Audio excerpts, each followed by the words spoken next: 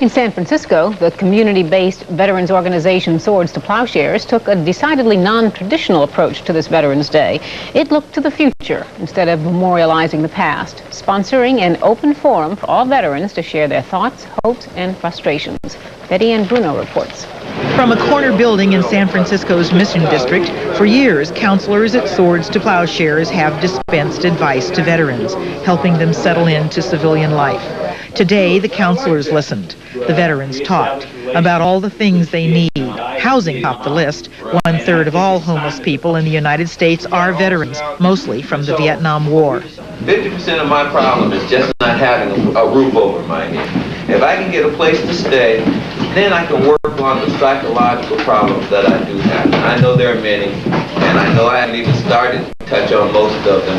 The veterans talked about post-traumatic stress syndrome, what it does to their lives, the tantrums, the confusion, the impatience. As veterans talked, staff people made lists, issues of discrimination, jobs, bureaucracy, politics, public misunderstanding, all the things that distinguish reality from a perfect world. I'm a combat veteran and I'm black, and I'm talking about that only. Okay. Now, that's all I gotta say. It didn't matter if you were white, black, green, or blue. Right. As long as you was watching my back, I was watching yours.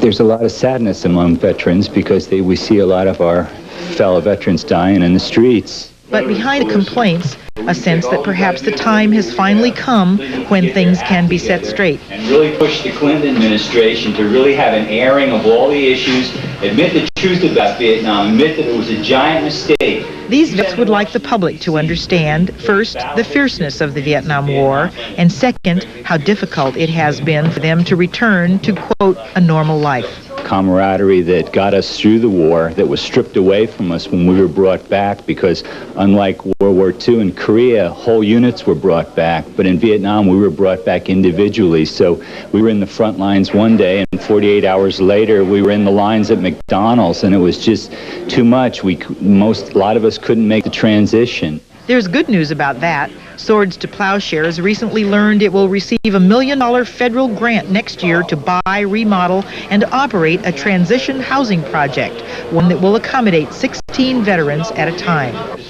Swords To Plowshares director Michael Blecker says he thinks the open forum worked pretty well because after all the venting and complaining, the vets talked about starting a business or a whole line of businesses, reasoning if Delancey Street can do it, Vietnam veterans can too.